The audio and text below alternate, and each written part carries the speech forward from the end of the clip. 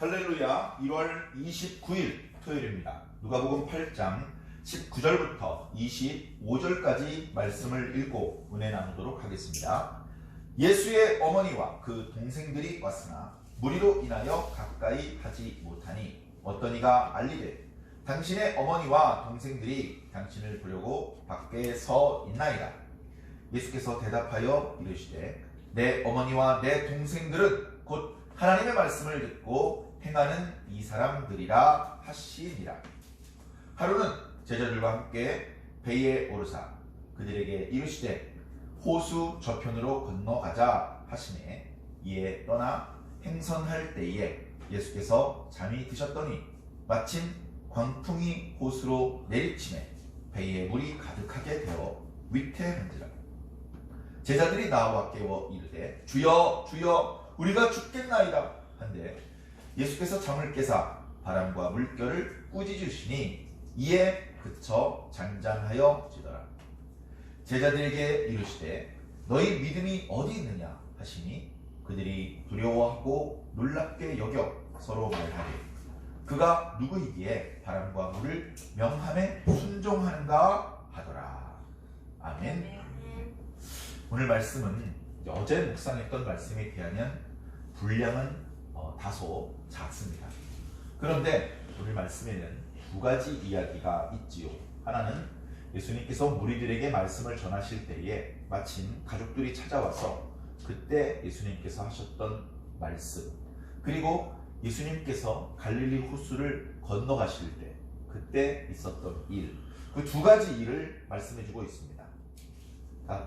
저는 상관없는 이야기죠. 예수님께서 설교 말씀을 하신 것도 아니고 병자를 고친 것은 아니고, 물론 바람과 물결을 잔잔하게 하시는 예수님의 능력을 보여주시기는 하셨는데, 자, 이 말씀이 오늘 우리들에게 하시는 말씀은 무엇일까요? 마음을 가다듬고 정신을 가다듬고 겸손하게 우리들에게 주시는 말씀을 들었으면 좋겠습니다. 그래서 오늘 말씀에 어떻게 보면 구절 숫자는 많지 않을지 모르지만 또 많은 어떤 영적인 메시지들이 담겨 있어요. 그 많은 영적인 메시지들, 영적인 영양분 중에 일부라도 그것을 발견하고 내가 흡수해서 나의 것으로 삼을 수 있다면 큰 유익, 큰 축복이 될 줄로 믿습니다. 하나도 깨닫지 못하고 지나가는 사람도 엄청나게 많고요. 깨달았다가 놓치는 사람도 엄청나게 많이 있습니다. 자, 한번 말씀을 보겠습니다. 첫 번째 이야기인 19, 20, 21절까지의 말씀은 예수님과 예수님의 가족들이 만나는 장면입니다. 물론 정확하게는 만나기 직전의 장면에 대해서 말씀해주고 있습니다. 예수님께서 말씀을 전하고 있었어요. 처음 있는 일은 아니죠. 예수님께서 뭔가 말씀을 전하고 있었는데 예수님의 가족들이 예수님을 찾아왔습니다. 예수님의 가족들 중에서 예수님의 어머니하고 동생들이 찾아왔습니다. 예수님의 형이나 누나는 없죠. 예수님께서 첫째로 태어나셨기 때문이죠. 그리고 예수님은 우리가 잘 아는 것처럼 하나님의 천사가 태어날 것을 미리 알려주었고, 그 생명이 잉태된 것이 정상적인 남녀 간의 결합이 아니라 하나님의 성령의 놀라우신 능력으로 분명히 결혼해서 남자를 알지 못하는 그 이전의 처녀인 상태였는데도 불구하고 아이를 잉태한 그런 상황 가운데 태어난 특별한 분입니다. 그러나 나머지 예수님의 동생이라고 오늘 소개되는 사람들, 다른 복음서에 어디에 보면 이름도 공개되어 있어요. 야고보도 있고요, 유다도 있고요. 그런 동생, 여동생들도 있고, 자, 그런 동생들이 여러 명이 어머니와 함께 찾아왔습니다. 왜 찾아왔는지는 모르겠어요. 그래서 예수님께서 잠시 가족들을 만나 주셨는지, 근데 안 만나 주셨는지, 만났는데 그러면 어떤 이야기를 들었는지, 야단 맞았는지, 부탁을 들었는지, 아이고 수고 많다고 위로와 격려의 이야기를 들었는지 잘 모르겠습니다. 그런데 분위기는 뭔가 이 가족들은 아직은 예수님께서 하나님의 아들이라는 사실을 모르고 있는 것 같아요. 뭔가 집안에 문제가 생겼으니 지금 네가 선지자 노릇하느라고 집을 떠나 여러 날 집에 들어오지 않느라 집에 문제가 생겼는데 이 일을 어떻게 해결하면 좋겠느냐 상의를 하려 왔을지도 모르고, 야, 집안 살림 내팽개치고 지금 집안이 얼마나 힘든데 그만 좀 미친 짓 하고 돌아다니고 그만 정신 차리고 집으로 들어오라고, 집으로 잡아오려고 그런 마음으로 왔는지 잘 모르겠습니다만 왠지 지금 예수님을 응원하고 격려하기 위해서 온 것은 아닌 것 같습니다. 예수님께서 이날 말씀을 전하시는 곳은 그냥 빈들은 아니었던 것 같습니다. 누군가의 집에서 말씀을 전하고 있었던 것 같습니다. 그때 예수님의 어머니와 동생들이 찾아왔죠. 그래서 그것을 예수님은 몰랐습니다. 몰랐고 밖에서는 예수님 있는 대로 들어가려고 했는데 사람들이 그냥 마당에 방에 꽉 차 있기 때문에 가까이 접근할 수가 없었던 상황이죠. 그때 누군가 이야기를 해주었습니다. 주님의 모친과 동생들이 밖에서 기다립니다. 그러니까 안과 밖이 구별되는 것을 보면 빈들은 아닌 것 같고요. 누군가의 집인 것 같습니다. 그때 너 그래?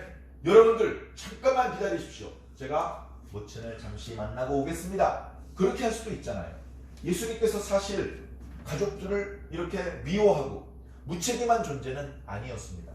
성경에 자세히 나와 있지는 않지만 예수님께서 본격적으로 메시아로서 활동하기 전까지는 일찍 돌아가신 아버지를 대신해서 그 집안의 가장으로서 가정 경제를 책임지는 역할을 충실히 해왔습니다. 그리고 홀 어머니를 모시는 데 있어서 절대적으로 순종했고 어머니를 사랑했고 잘 그렇게 순종하면서 그렇게 자라왔다고 성경은 기록하고 있거든요. 자, 그러나 예수님도 그렇게 동생들과 어머님을 돌보는 일이 중요한 것은 알지만 그거보다 이제 하나님의 큰 그림, 하나님의 놀라우신 구속의 역사를 감당하기 위해서 이제는 나 개인 인간 예수로서만 살면 안 되고 하나님의 아들로서의 삶을 살아야 되기 때문에, 그러니까 인간으로의 살 뿐 아니라 하나님 아들로서의 삶, 공생애를 살아야 하기 때문에 어쩌면 충분히 미리 동생들에게 자신이 하는 목수의 일에 대해서 인수인계를 좀 해 주었을 것이고, 어쩌면 어머니나 동생들에게 나 이제 한동안 못 들어오지 못하니 좀 잘 이렇게 좀 이해해 주십시오, 뭐 그런 이야기를 어쩌면 미리 했는지도 모릅니다. 우리가 잘 아는 것처럼 세례자 요한이 아직 요단강 빈들에서 세례를 베풀 때 세례를 받으셨고 그 즉시로 성령이 충만하셔서 유대 광야에 들어가셔서 40일간 금식하며 기도하셨고 그 금식 기간이 끝날 때쯤 찾아왔던 마귀에게 시험을 받으셨지만 말씀으로 3번 물리치셨으며 그 이후에 본격적으로 갈릴리의 여러 회당들을 다니면서 복음을 전하시고 그런 식으로 이제 예수님의 사역이 시작되었지 않습니까? 그 이후로는 거의 집으로 들어가기 어려우셨을 것입니다. 예수님께서 어느 마을에서 지금 말씀을 전하고 싶다. 거기가 마침 예수님의 어머니와 동생들이 살고 있는 나사렛에서 그렇게 멀리 떨어진 곳이 아니었는지, 야, 우리 마을 바로 옆에 마을까지 예수가 왔다고 하는데 형을 좀 만나고 오지 않을래? 뭐 해가지고 어머니가 동생들을 이끌고 왜 예수님을 만나러 갔는지 잘 모르겠습니다. 그러나 예수님께서 자신을 찾으러 온 가족들을 평소의 감정처럼 따스하게 맞이해 주기보다는 잠깐 지체하게 하시고, 그리고 뭔가 한 가지 메시지를 던져주신 것이죠. 뭐라고 말씀하십니까? 내 모친과 동생들은 저 바깥에서 나를 기다리는 분이라기보다는 여기 앉아서 지금 이렇게 하나님의 말씀을 듣고 행하는 사람들입니다. 이렇게 이야기를 하고 있습니다. 밖에서 그 이야기를 만약에 모친과 동생들이 들었다면 조금 섭섭했을 것 같아요. 그러나 이 말씀은 나는 이제 저 바깥에 있는 어머니와 동생을 가족으로 생각하지 않습니다. 왜냐하면 그들은 하나님의 말씀을 듣지도 않고 믿지도 않기 때문입니다. 이런 의미는 아니었던 것 같습니다. 가족들을 여전히 사랑하고 반갑게 맞으러 나가고 싶었겠지만 그보다는 하나님의 말씀을 듣고 그 말씀을 실천하면서 사는 것이 얼마나 중요한지 알려주기 위해서 그렇게 말씀하신 것이죠. 우리는 육체적으로, 인간적으로 예수님과 아무런 혈연 관계가 아닙니다. 시간적으로도 공간적으로도 예수님하고는 우리는 너무나 멀리 동떨어져 있습니다. 그럼에도 불구하고 우리는 예수님의 가족이 될 수 있습니다. 방법은 뭐라고요? 하나님의 말씀을 듣고 행하면 됩니다. 우리가 작년까지 우리 교회의 표어로 삼았던 말씀, 마태복음 7장 21절 같은 맥락의 말씀이었습니다. 나더러 주여 주여 하는 자마다 다 천국에 들어갈 것이 아니요 오직 하늘에 계신 내 아버지의 뜻대로 행하는 자라야 들어가리라. 말씀을 일단 들어야 됩니다. 말씀을 알아야죠. 올바른 깨달음이 있어야 됩니다. 그리고 그 말씀을 그냥 아는 게 아니라 믿어야 됩니다. 그리고 그 말씀을 실천에 옮길 수 있어야 되는 것이죠. 거짓말하지 말라. 뭐 그런 말씀이 있는데, 그런 말씀이 있는 것은 아는데 계속 거짓말을 하고, 이것은 잘못된 행동입니다. 그런 방법으로는 예수님의 가족이 될 수도 천국 백성이 될 수도 없죠. 우리는 말씀을 온전히 깨달아야 돼요. 말씀이라는 게 그런 것 같아요. 온전히 깨달아지면 믿어집니다. 온전히 깨달아지면 저절로 실천이 됩니다. 어떤 분한테 이야기했습니다. 건강이 좀 안 좋은 것 같아요. 검사해 보니까 혈액이 이렇게 좀 건강하지 못한 것 같아요. 그러면 돈도 많이 안 들고 부작용도 없는데 비타민C를 자주 드세요. 이런 이야기를 합니다. 비타민C요? 그게 뭐가 좋은데요? 그런데 그 비타민C가 우리 몸에 들어와서 어떤 기능을 하는지 쭉 설명을 하잖아요. 그럼 비타민C 기능을 알았어. 그러면 옆에서 막 재촉하지 않아도 스스로 비타민C를 꼬박꼬박 챙겨 먹게 됩니다. 비타민C가 우리 몸속에서 어떤 효능을 발휘하는지 모르면 나 귀찮죠. 짜증나. 귀찮아. 그냥 나 안 먹을래. 이렇게 될 수 있는데 알면 저절로 실천합니다. 양치질하는 거 귀찮죠. 근데 양치질을 하면 왜 좋은지, 양치질을 안 하면 얼마나 안 좋은지 그걸 잊어버리니까 양치질을 잘 안 하게 되는 경우가 있는데, 그걸 정확히 알면 이게 안 할 수가 없는 게 되는 것입니다. 그렇죠? 하나님의 말씀도 유사합니다. 하나님의 말씀을 우리가 어설프게 깨닫지 않아야 할 줄로 믿습니다. 아는 것과 내가 느끼는 것, 그것이 이렇게 동떨어져 있으면 안 됩니다. 더더군다나 내가 믿고 있다고 하면서 그것을 실천하지 않는다면 문제가 있는 것이죠. 나는 어르신은 공경해. 우리 할아버지는 머리카락 하얗시고 수염이 배꼽까지 내려오셨어. 정말 훌륭하신 분이야. 라는 걸 알아요. 아는데 할아버지 앞에 인사를 안 해. 할아버지가 옆에 오셨는데 본척 만척이고, 밥 먹을 때 할아버지랑 한상에서 먹는데 자기 혼자 막 먹어. 할아버지 식사 시작도 안 하셨는데. 할아버지를 존경한다면서, 그분이 훌륭한 분으로 알고 있다면서, 그런 할아버지에 대한 지식이 그 할아버지를 대하는 태도에 아무 영향을 못 주잖아요. 그럼 뭐죠? 거짓말하고 있는 거예요. 진심으로 할아버지를 존경하는 것이 아닌 것이죠. 우리가 예수님을 제대로 알아야 됩니다. 제대로. 자, 이어지는 말씀에 보면요, 역시 조금 엉뚱한, 먼저 이야기와 전혀 상관없는 이야기 같은데, 한번 보면 예수님께서 웬일인지 제자들과 함께 배에 타셨습니다. 제자들 중에 어부들이 있었기 때문에 배는 쉽게 구할 수 있었을 것이고요. 배를 움직이는 것들은 제자들 중에 어떤 제자들에게는 아주 수월한, 평생 그 일을 했던 제자들이 있었기 때문에 배를 빌려서 배를 타고 갈릴리 호수 건너편으로 건너가는 것은 그렇게 어려운 일이 아니었을 것입니다. 말씀을 보니까 강 건너편으로 가자. 그 건너편은 뭐 이렇게 좀 그 뒤에 이어지는 말씀을 보니까 거라사인의 땅이다 이렇게 표현되고 있어요. 그런데 거기가 이제 지도를 보면요, 예수님께서 주로 활동하시던 곳은 갈릴리 호수 서쪽, 서북쪽, 북쪽이었어요. 그런데 거기서 이제 배를 타고 호수 건너편으로 가셨는데, 거기는 이제 호수 동쪽이었죠. 호수 동쪽. 그쪽은 근데 그때 당시에는 이스라엘 사람들, 유대인들이 별로 안 살았고요. 거기에는 로마 사람들이 쉽게 말하면 도시 개발을 한 곳이에요. 그래서 거기에 새롭게 마을을 10군데 만들었어요. 그래서 데카폴리스라는 곳이었어요. 그래서 거기에서 예수님께서 누구를 만나고 그런 일이 있는데, 그것은 어찌 보면 이방인들을 만났던 그런 일을 기록하고 있는 것입니다. 그래, 예수님께서 초기에는 주로 이방인들보다는 유대인들을 대상으로 복음을 전하시고 병자를 고쳐주고 그러셨기 때문에 저 건너편 배 타고 갈릴리호수 저 맞은편으로 가면 거기 이방인들이 더 많이 사는 동네인데 왜 그쪽으로 가실까? 의심하지 않았어요. 그냥 예수님께서 가자고 하면 이제는 순종하는 제자들이 됐습니다. 왜냐하면 그동안 하도 많은 능력을 경험했거든요. 귀신도 쫓아가고 도저히 고칠 수 없을 줄 알았던 불치병도 고쳤거든요. 야, 그런 예수님이 간다 그러면 다 그만한 이유가 있는 거야. 야, 잔말하지 말고 가. 아니, 낮에 가지 않고 왜 밤에 가? 물고기 잡을 때 원래 밤에 나가잖아. 그래, 빨리 출발해.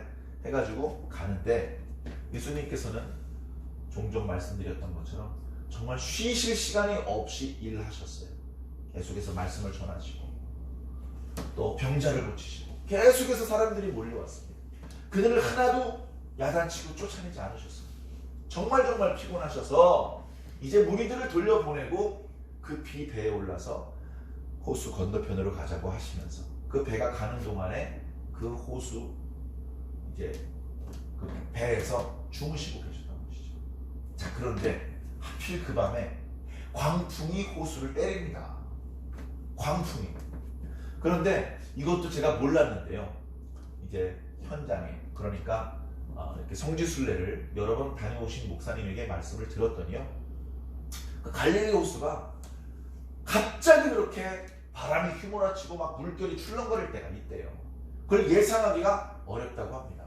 이유가 있는데요. 갈멜산으로부터 이렇게 기손 시내를 따라서 이렇게 갈릴리 호수까지 약간 골짜기가 형성되어 있어요. 골짜기. 그 골짜기를 통로 삼아서 지중해에서 바람이 들어온대요. 지중해에서. 그리고 북쪽에서는 저 북쪽에 헬몬산.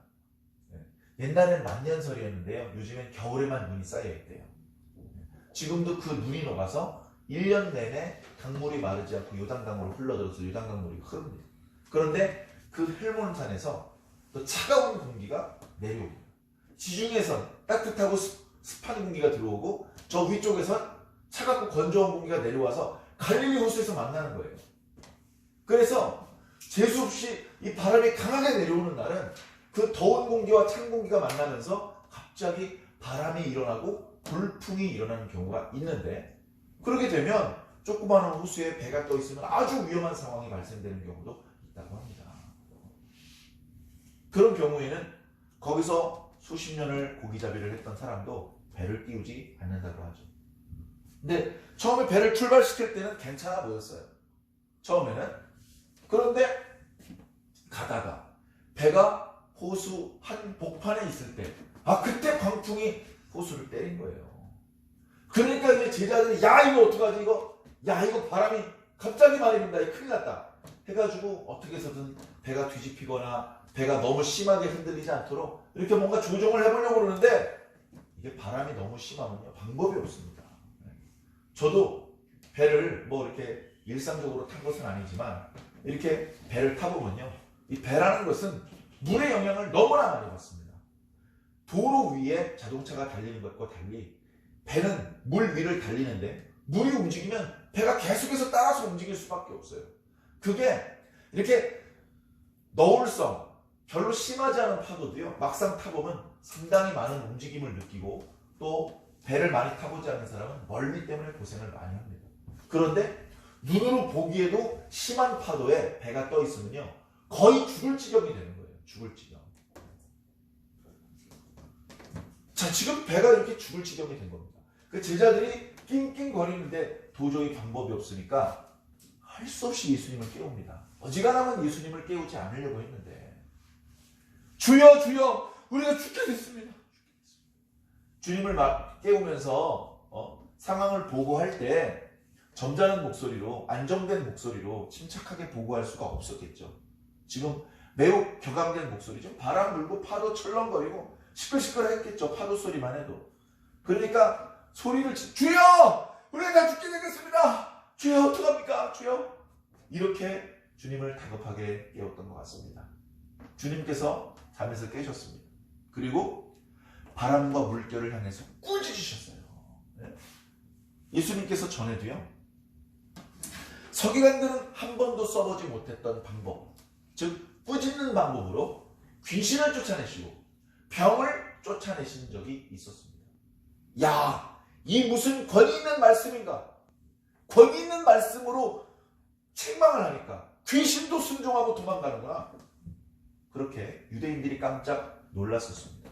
맨날 책망만 하는 건 아니죠. 꾸짖기만 하는 건 아니시지만 이날도 또 책망을 하십니다. 잠잠하라! 잠잠하라. 자, 보통 이게 참 어려운 거예요. 예수님께서 잠잠하라 라고 말하면 살아있는 사람이 시끄럽게 떠들다가 알았어요. 조용히 하자. 이렇게 잠잠해질 수 있잖아요. 그죠? 그건 왜 그래요? 예수님께서 하시는 말씀을 알아듣잖아요. 사람이니까. 사람이 사람의 말을 알아듣는 건 자연스러운 일이잖아요. 자, 그런데 짐승들이 있어요. 짐승들. 꿀꿀이들이 있고 오리들이 있어요. 꽥꽥거려요. 잠잠하라 그랬더니 오리들이 조용히. 그건 좀 초자연적, 이건 이상한 거야. 그건 뭐 그럴 수 있는 것이 아니고요. 와, 어떻게 동물들도 예수님의 말씀에 순종하네? 이렇게 되는 거예요. 자, 그런데 예수님께서 병을 향해서도 명령을 내리고요. 귀신을 향해서도 명령을 내리고요. 바람을 향해서도 명령을 내리고요. 물결을 향해서도 명령을 내려요. 도대체 예수님의 명령은 뭡니까? 사람의 명령이 내리면 사람만 순종하잖아요. 네? 물론 잘 훈련된 경우는 강아지도 사람의 말을 알아듣고 순종을 합니다. 근데 그런 경우 말고 지금 예수님은 말씀만 하시면 그것이 사람이든 짐승이든 또는 귀신이든 병이든 생물이든 무생물이든 무조건 순종하는 거예요. 무조건. 그래서 예수님께서 잠잠케 하셔서 풍랑이 가라앉았습니다. 제자들이 막 죽는 줄 알았다가 이제 안도의 한숨을 내쉬었죠. 그런데 그때 예수님께서 제자들을 보시면서 야, 너희들을 믿으면 다 어디 갔냐? 이렇게 가볍게 책망을 해주셨어요. 그래서 그 책망을 듣고 아이고 주님 죄송합니다. 우리가 주님을 믿는다고 하는데 저희 믿음이 사실은 형편없는 믿음이었군요. 이렇게 한 게 아니고 자기들 믿음이 크고 작고가 문제가 아니고 뒤에서 자기들끼리 수군거립니다. 뭐라고요? 야, 이분 누구냐 도대체? 우리가 이분을 1년 넘게 따라다녔는데 아직도 이분이 누군지 모르겠어. 오늘 보니까 무슨 귀신이 순종하는 게 아니고 야, 무슨 바람도 순종하냐? 이분 도대체 누구냐? 다시 말해서 제자들이 아직 예수님이 누군지 모르는 거예요. 예수님이 누군지 모르는 거예요. 그 제자들은 좋게 말해서 메시아. 그냥 구약에 유명했던, 그래서 막 기적을 행하기도 했던 엘리야나 엘리사와 같은 그런 꽤 위대한 선지자가 나신 것 정도로 깨달았어요. 엘리야나 엘리사에게도 제자들이 많았거든요. 동네마다 제자들이 있었어요. 동네마다. 엘리야에게 그 제자 다 수백만 수천 명은 됐을 거예요. 그 중에 한 명이 엘리사였죠. 엘리야의 모든 어떤 영적인 영감이 엘리사에게 건너갔어요. 엘리사에게도 제자들이 많았어요. 그런데 그 중에 한 명 게하시라고 하는 그런 제자는 뭔가 스승 엘리사에게 제대로 배우지 못한, 그래서 결국은 책망을 듣고 저주를 받게 되는 그런 모습을 했던 제자도 있었는데요. 그러니까 야, 옛날에 엘리야 선지자를 따르던 제자가 얼마나 많았어. 우리도 우리 시대에 하나님께서 보내신 이 선지자를 따르고 부지런히 배워야 돼. 뭐 이제 이런 생각을 하고 있었던 것이죠.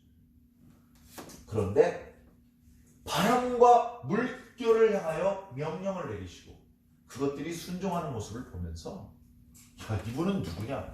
엘리야 정도가 아닌데? 엘리야를 능가해. 엘리야보다 훨씬 뛰어난 능력을 가지고 계신 분이야. 나는 성경에 바람과 파도를 향하여 꾸짖는 그런 선지자의 이야기를 들어본 적이 없어. 야, 그것은 하나님만 할 수 있는 거 아니냐? 하나님은 하실 수 있죠. 하나님은 하실 수 있죠. 요나가 배를 타고 갔을 때 갑자기 풍랑이 일게 해서 사람들이 요나를 바다에 떨어뜨리게 만들었잖아요. 요나가 바다에 떨어지니까 풍랑이 없어졌고 물고기가, 큰 물고기가 와서 요나를 먹지, 삼켰죠. 그거 다 하나님께서 하신 거잖아요. 하나님은 하실 수 있죠. 엘리야 선지자를 호렙산으로 부르시면서 호렙산에서 지진도 보여주시고 땅이 갈라진 것, 불이 솟구쳐 오르는 것도 보여주시고, 그거 하나님은 할 수 있는 거잖아요. 선지자가 할 수 있는 건 아니잖아요. 근데 이분은 그걸 하네. 예수님에게 오직 하나님만 할 수 있는 능력이 나타나는 것을 보고 깜짝 놀라는 겁니다. 문둥병자를 고쳐주시고, 나병 환자, 또 중풍병자, 이런 병 고쳐주시는 것을 어저께 봤으면 오늘 중풍병자 고쳐주시는 게 이제 놀랍지가 않아. 사람이란 게 그래요. 놀라질 않아요. 더 이상 놀라지 않으니까 어때요? 감사하지도 않아요. 찬양하지도 않아요. 사람의 감정이라는 것은 그렇게 금방 둔해져 버려요. 그런데 지금 이렇게 선지자들은 할 수 없는 모습을 보고 제자들이 놀라는 것이죠. 제자들은 제자들대로 예수님이 누구신지 정확히 몰랐고, 가족들은 가족들대로 우리 아들이, 우리 형이 누구인지 모르고 있는 것입니다. 어찌 보면 모르는 게 당연하죠. 그걸 어떻게 가르쳐 줄 수 있는 방법도 없고 스스로 깨달을 수 있는 능력도 없는데 어찌 알겠습니까? 그러나 이제는 좀 알아야 됩니다. 이제는 예수님이 누군지 좀 알아야 된다고요. 그냥 선지자가 아니야. 그냥 서기관과 비슷한 레벨의 랍비 정도가 아니라고요. 예수님은 메시아 때 하나님의 아들이에요. 하나님의 아들. 사랑하는 성도 여러분, 여러분들은 예수님을 누구라고 생각합니까? 여러분들. 여러 가지로 대답할 수 있겠죠. 성경에 이미 베드로가 또는 마리아가 대답을 했잖아요. 거의 정답에 가까운, 주는 그리스도시요 살아계신 하나님의 아들이십니다. 정답이죠. 뺄 것도 보탤 것도 없어요. 그러니까 거기 있는 거 그냥 내가 그냥 읽는다고, 그 내용을 그대로 내가 암송을 한다고 그게 내 대답이 되는 건 아니잖아요. 내가 알고 있는 거, 내가 느끼고 있는 거, 내가 깨닫고 있는 거, 그 내가 깨달은 그거를 나의 대답으로 답변을 해야죠. 여러분들은 예수님을 누구라고 생각하십니까? 도대체 예수님 도대체 누굽니까? 예수님은 2000년 전에 우리와 똑같은 모습으로 오셨다가 십자가에 달려 돌아가셨었고, 다시 살아나셨고, 다시 살아나신 이후에 40일 동안 이 땅에 계시다가 하늘로 승천하셨습니다. 그래서 이 땅에 더 이상 계시지 않습니다. 그런 예수님. 그런데 그 예수님이 아직 오늘 우리들의 시대에 우리들에게도 영향을 주고 있어요. 그 예수님을 여러분들은 어떻게 생각하십니까? 예수님을 누구라고 설명할 수 있겠습니까? 그 예수님이 여러분하고 어떤 상관이 있습니까? 글쎄 예수님이란 분이 있는데 나랑 무슨 상관이 있는지는 잘 모르겠고, 요건 이제 불신자들의 대답인 거예요. 예수님을 안 믿는 사람들, 예수님을 안 믿는 사람들 중에는 예수님이라고 안 하고 예수라고 말해요. 예수. 예수. 그 사람 내가 알긴 알지, 많이 들어봤어. 유명하잖아. 예수님에 대한 믿음, 사랑, 존경 이런 게 없으면 예수님이라고도 하지 않는다고요. 예수라고만 하는 거예요. 예수. 심지어 교회를 오래 다닌 사람도 예수라고 하더라고요. 세상에. 그래서 우리 교회 성도들은 하나라고 하지 않고 반드시 하나님이라고 하는 것처럼 예수님, 성령님 이렇게 님자를 꼭 붙여주시기를 부탁드립니다. 그것이 우리보다 어마어마하게 크신 주님을 향한 최소한의 예의가 아닐까 싶습니다. 결코 지나친 표현이 아닌 것이죠. 자, 우리 각자 예수님을 만나야 됩니다. 지금 예수님의 제자들이 예수님을 만났어요. 어떤 예수님? 바람과 물결을 향하여 꾸짖는 예수님. 그래서 그동안 자신들이 알고 있던 예수님의 이미지가 훨씬 더 격상되고 있습니다. 그렇게 여러분들 마음속에 있는 예수님의 크기가 점점 커져가시기를 바랍니다. 그 예수님이 자기보다 크기가 작으면 예수님 말씀 순종하겠습니까? 우리들의 마음과 영혼의 북을 예수님께서 두드리셔도 귀찮게만 생각하겠죠. 그런데 우리 마음속에 있는 예수님이 최소한 나보다 더 커지시면 이제 예수님의 말씀을 조금은 무겁게 받을 수 있을 것이고, 예수님이 어마어마하게 크셔서 우리가 몸을 뒤로 굽혀서 저 멀리 위쪽을 바라보아도 예수님의 발가락 하나도 다 볼 수가 없다는 것을 깨달으면 예수님께 절대 복종할 수 있을 것입니다. 크신 예수님을 만나시기를 부탁을 드립니다. 크신 예수님.